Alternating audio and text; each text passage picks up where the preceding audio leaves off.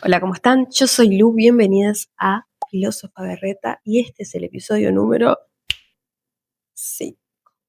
Episodio número 5. Hoy, ¿qué tan bueno es estar en pareja? ¿Cómo están? Espero que se encuentren muy bien. Hoy tenemos un debate. Así es, voy a inaugurar esta sección llamada debate. Vamos a debatir, o eso es lo que aparentemente vamos a hacer, digamos, en términos de binarismo, sí o no. ¿Es bueno estar en pareja? ¿Sí o no? Y vamos a discutir los diferentes argumentos relacionados a eso. Bueno, nada, voy a ir al grano. Hoy no tengo tiempo para desvariar, así que hoy empezamos con el tema así, te lo enchufo. Hablemos sobre qué tan bueno es estar en pareja. Claramente la pregunta ya medio como que nos va introduciendo que algo no termina de estar del todo bien con ese aspecto de la vida amoroso que es un aspecto por demás interesante. Desde ya les voy a decir que con todos los temas, con todas las ventanas que estamos abriendo, todas estamos en el nivel cero, digamos, y podemos ir avanzando. Justo este tema es un tema muy interesante y muy complejo porque abre diferentes ventanas. Hoy yo voy a abrir todas las posibles ventanas y después haremos otra parte, otro nivel uno donde por ahí complejizaremos un poco más sobre cada tema o lo que sea. Pero bueno, hoy tengan en cuenta que hoy partimos de la base con herramientas que ya fueron planteadas en los episodios, en los primeros episodios. Así que nada, a eso va. Partimos desde una base que más o menos se fue anticipando en los otros episodios en relación a que en la elección amorosa no hay azar, no hay bueno, tocó, no. Digamos que había un par de guías donde uno más o menos se fue apoyando a la hora de elegir. Todo se remonta a la prehistoria de nuestra queridísima y hermosa familia, nuestros queridísimos primeros objetos primarios que son nuestros padres, exactamente. El meollo de todo el asunto, sí. Igual más que el meollo, o sea, el verdadero meollo es otra cosa, ¿no? Lacan diría es el lenguaje en sí, pero bueno. El segundo meollo del asunto son los objetos primordiales, digamos, nuestros papis. Entonces, bueno, ya lo dijo Freud, ¿no? Todos, digo, se ha instalado culturalmente la idea de que medio que nuestros padres son modelo para lo que van a ser después nuestras elecciones amorosas. Entonces, va por ese lado, plantear la base que desde ahí partimos, ¿no? Partimos en relación a que la elección amorosa no es una cuestión de azar, ¿no? Freud decía que por eso el amor, ¿no? El vínculo amoroso es más bien, digamos, un reencuentro con una escena. Por eso él decía, más que un encuentro es un reencuentro, ¿no? Uno se encuentra con cosas familiares que ha elegido, ¿no? Pero que, bueno, ahora vamos a abrir, porque de acá se despliegan cuánticamente millones de ventanas para abrir. Así que no quiero abrir todas de sopetón porque se nos va a caer el armado que estamos haciendo estructural del asunto, porque estamos partiendo desde aquí hacia arriba. Entonces, desde ahí partimos, ¿no? Que por decir una cosa nos damos cuenta que no hay una cuestión azarosa ahí. Entonces, si verdaderamente, en vez de un encuentro, con el encuentro tiene algo de lo novedoso, ¿no? Un reencuentro no es particularmente algo novedoso o en apariencia. Entonces, si vamos a un reencuentro del asunto, ¿no? Con cosas, ¿con qué nos reencontramos, digamos? ¿Es el calco de nuestro padre? No, pero es el calco de muchas otras cosas, ¿no? De identificaciones más puntualmente, de conflictos, sobre todo de conflictos. Entonces, por eso es que se dice que, digamos, en nuestra elección amorosa se actualiza nuestro pasado inconsciente de alguna forma y nuestros vínculos primarios, ¿no? Los vínculos que hemos establecido primariamente. Entonces los conflictos anteriores se actualizan en la pareja. Y ahí desde entrada ya tenemos un argumento para el no. Digo, ¿yo para qué voy a venir a reencontrarme con todo lo que no solucioné en mi vida infantil con mi pareja? Siendo que nos damos cuenta que potencialmente, libidinalmente, en términos de energía, en la pareja se vuelca muchísimo más que en cualquier otro vínculo en cualquier otro vínculo. El vínculo primario tiene una potencia muy fuerte por ser la inaugural, digamos, nuestra cabeza mamó eso, por decirlo de alguna forma, hemos mamado ese tipo de lenguaje. Recuerden ustedes que el lenguaje y el simbolismo en psicoanálisis tiene una materialidad muy palpable en un punto, ¿no? En el sentido de que el lenguaje no es todo, sino es lo único importante en esta vida. Entonces, cuando mamamos ese tipo de lenguaje con ese tipo de variantes, digo, cuando nosotros enunciamos determinada cantidad de cosas, primero la enunciamos con una prehistoria de generaciones, o sea, digo, fui hablada, fui enseñada por, y así, ¿no? Vamos por la generación, el árbol familiar. Y segundo, que esa misma enunciación a través del tiempo tiene ciertos límites estructurales, digamos, por una cuestión lingüística de hasta dónde ha llegado a abrir. Muchas veces hay muchas otras cosas en las que no nos metemos por una cuestión inconsciente, más que nada. No se puede saber todo. Entonces digo, esos significantes, esas palabras que nos han dado, tienen sus limitaciones también y heredamos dichas limitaciones también. Entonces ahí ya tenemos muchas cosas, digo. Entonces, por ende, la palabra tiene esta materialidad y lo mismo entonces pasa con las palabras que nos son transmitidas, ¿no? Ideológicamente tenemos un pensamiento del cual se desprenden diferentes acciones. Entonces, en principio, es esto, ¿no? Es un reencuentro con un conflicto anterior y uno, no sé si hay teorías respecto a esto, pero uno diría que quizás elige seguir reviviéndolo de esa forma. Entonces ahí se nos abren muchas ventanas por el no. ¿Y qué pasa con la pareja conflictiva? Que es mucho más habitual que una pareja que no es conflictiva. Digo, hoy si alguien te dice, no, con mi pareja no nos peleamos, uno un poco se sorprende y un psicoanalista diría, ahí yo pongo el ojo, porque es raro que no haya conflicto. El conflicto es inherente, digamos, al ser humano por una cuestión prehistórica en el sentido de nuestros antecesores y también por una cuestión originaria nuestra, digamos, digo, partimos de diferentes conflictos que les son heredados a nuestros padres nos lo transmiten a nosotros y así, y así, y así. Digamos, tiene ciertas coordenadas lingüísticas que uno va siguiendo inconscientemente, claramente. Ahora, entonces, hay algo importante acá, ¿no?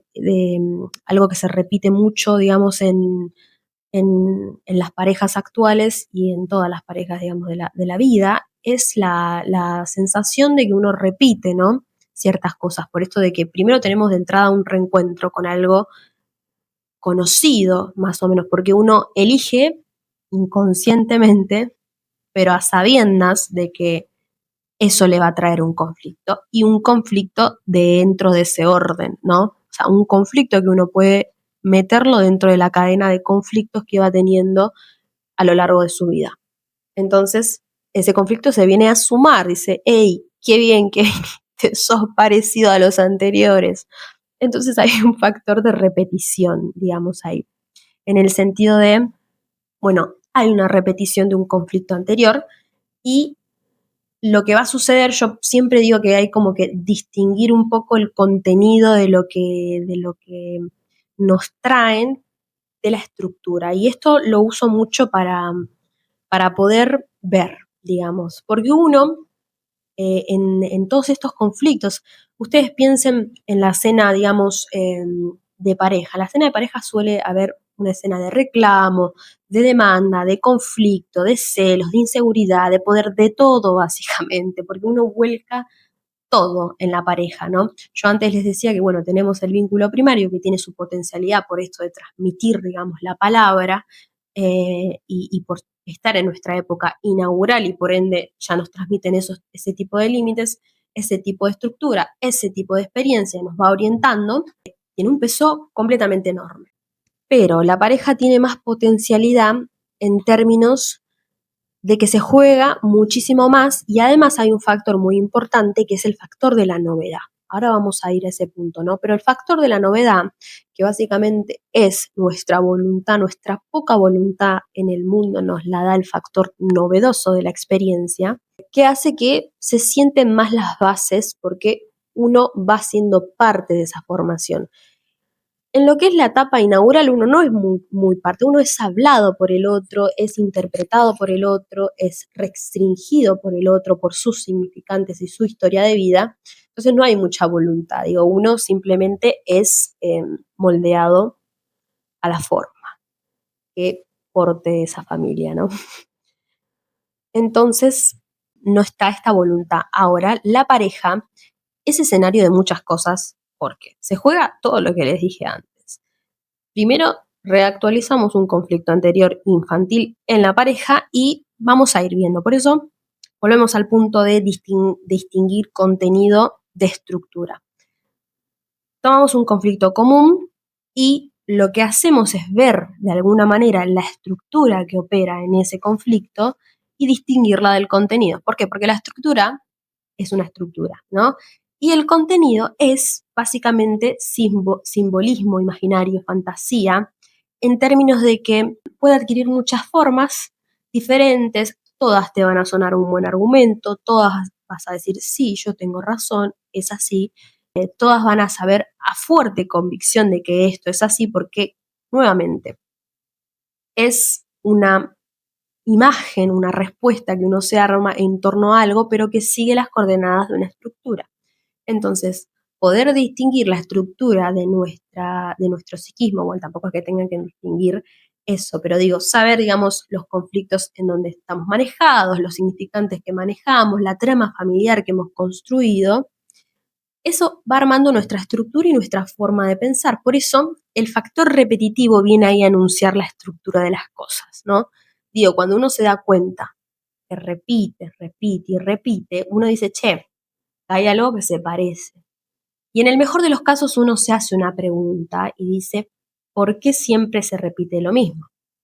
En el segundo mejor de los casos uno se da cuenta de que la repetición de las cosas lo mantiene en una postura de sufrimiento. Y en el mejorcísimo de los casos uno se da cuenta que con ese padecimiento también está ganando algo. Digo, uno se sostiene en una posición, elige esa posición por algo, digamos, porque algo de ahí, de la satisfacción también se está jugando y no nos permite soltarlo del todo. Ejemplo muy rápido que siempre doy, la adicción, ¿no?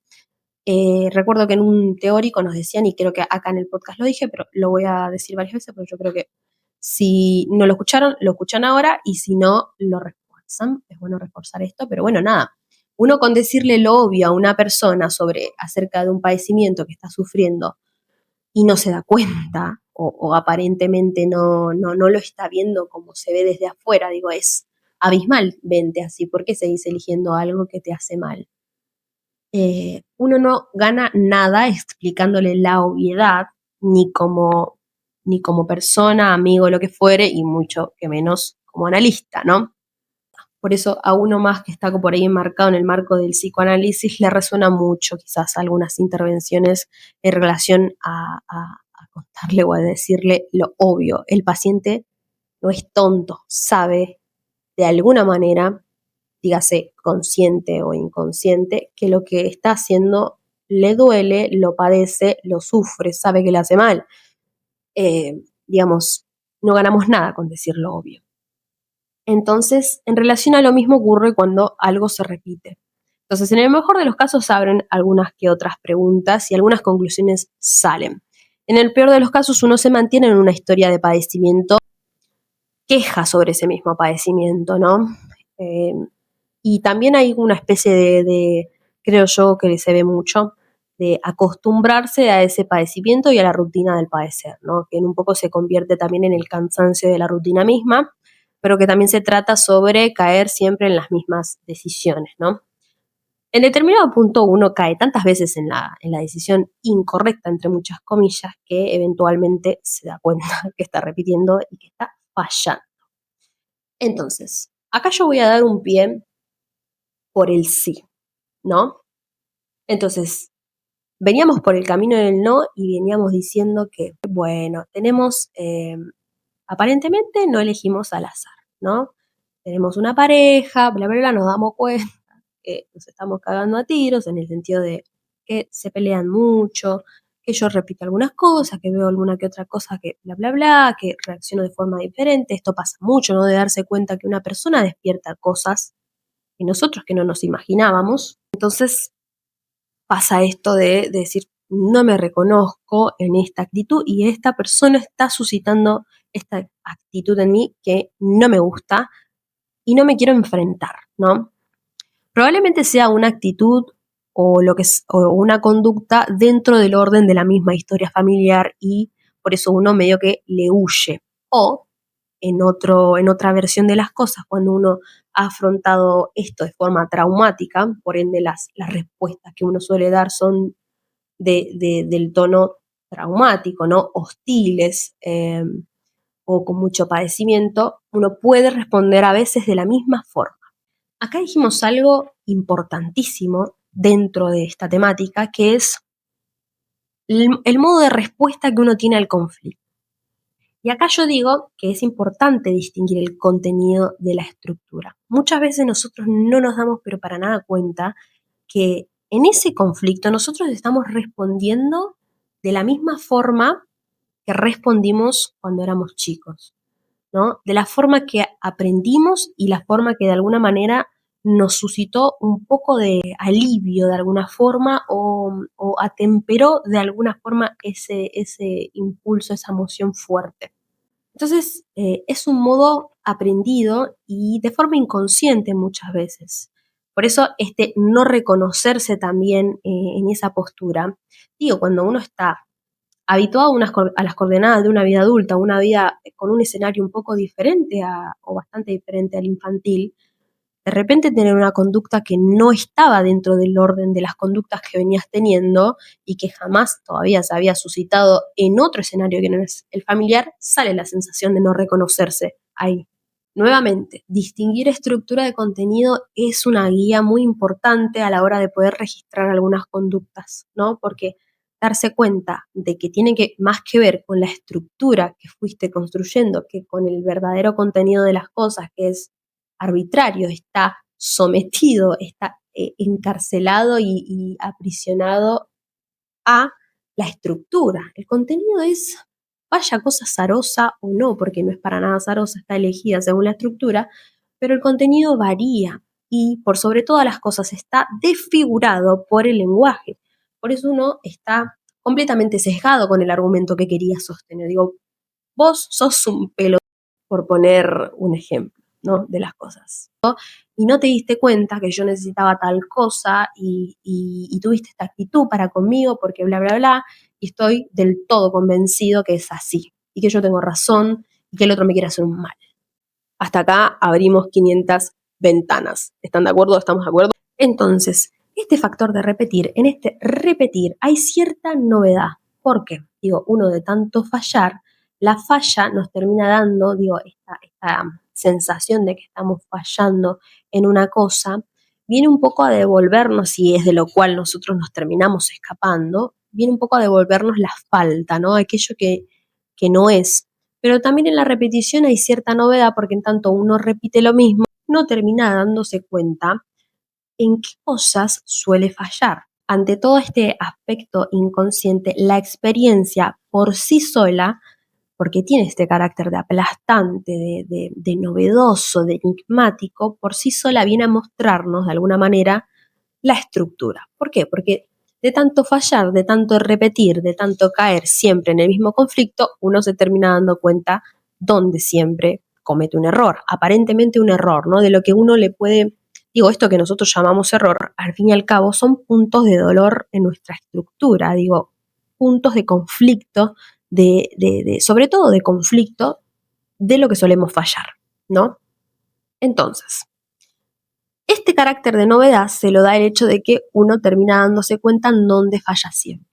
Y por esta cuestión que siempre les traigo de lo completo, de la ilusión de la completud, digo, uno también vuelca esa misma ilusión, esa misma expectativa.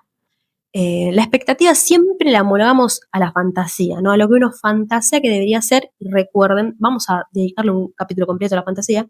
Recuerden que la fantasía está sujeta a todos estos significantes que nos han dado nuestros padres, ¿no? Y también sus limitaciones y sus frustraciones están volcadas y la fantasía se hace una olla muy llena con todos esos significantes infantiles. Entonces, también volcamos esa expectativa a la idea de pareja, a la idea amorosa.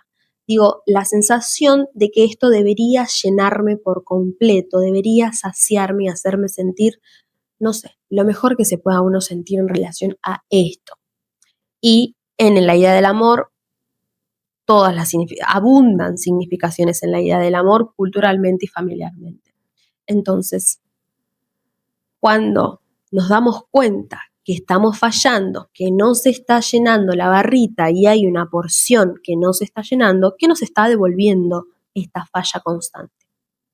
La falta, lo que nos cierra. Y recuerden que nosotros le huimos a lo que nos cierra, a lo que falta, porque es completamente horrible no sentirse completo, porque estamos sobre todas las cosas sostenido en la ilusión de la unidad, de que estamos completos. Todo lo que nos devuelva estructuralmente una sensación de vacío, de no completud, va a ser angustioso para nosotros. Entonces, digamos, por eso la idea de darse cuenta que uno siempre repite lo mismo viene con cierto monto de angustia, ¿no? De sentir que, bueno, siempre parezco estar equivocándome. Pero ahí va mi sí, ahí va mi debate por el sí. Viene por el lado de decir, bueno, pero ante lo que está faltando, primero que te diste cuenta de tu estructura, cosa que, vaya, la obtuviste con mucho sufrimiento por caer en la experiencia misma de las cosas, pero ¿qué es la vida sino la experiencia misma de las cosas, ¿no? Digo, uno lo atraviesa, son atravesamientos humanos que están de aquí para siempre. Digo, hay una novedad porque hay algo que se puede hacer, ¿no? Desde que partimos de que sabemos la estructura y desde que nos damos cuenta que ¿en dónde? Información valiosísima ¿para qué? Para dar un paso diferente, señoras y señores, para tener, aunque sea la tentativa de elegir otra cosa, de una potencia bárbara elegir otra cosa. Digo, ¿qué otra cosa más novedosa y más espectacular para el ser humano hay si no es la novedad, si no es poder elegir algo diferente? Ya ahí podemos decir mucho y uno puede retirarse de la vida, pienso yo, si puede elegir algo diferente. A ver, la elección, nos damos cuenta, siempre va a estar condicionada, nunca va a ser libre albedrío, jamás en la vida uno va a llegar una vida a nuestra persona y vamos a decir, llegó de la nada. No, inmediatamente apenas la conoces, te vas a dar cuenta que es una estructura que se cabecea con la tuya. O sea, hacen un baile de cerebro y de identificaciones. Entonces, no hay como tal una elección que no esté condicionada. Pero con esta ventana de falta que tenemos, algo podemos hacer. Porque ahí hay una elección por otra cosa. Digo, cuando uno se cansa eventualmente de padecer y de elegir cosas que no le vienen del todo bien. Ahora bien, voy a tirar otro argumento por el sí, estoy loca, ya lo sé. Ahora, lo que yo pienso es que la oportunidad de vivir el proceso, hay cosas que, paréntesis, hay cosas que siento que son tan complejas y tan interesantes que da el nombre de decirle, mira, estás viviendo un proceso psicológico literalmente. Y hay personas que viven varios al mismo tiempo.